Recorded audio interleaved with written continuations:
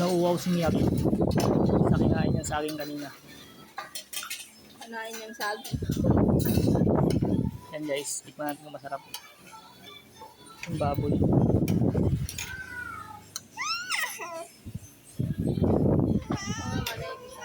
Yan guys, itong baboy, tikman natin kung masarap. Sausaw natin dito.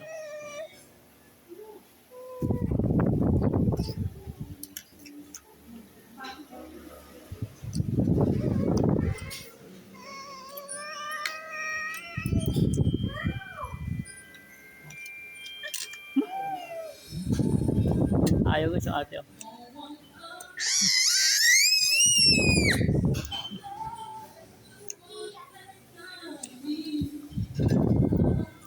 Kailangan kasi guys makuha niya yung gusto niya.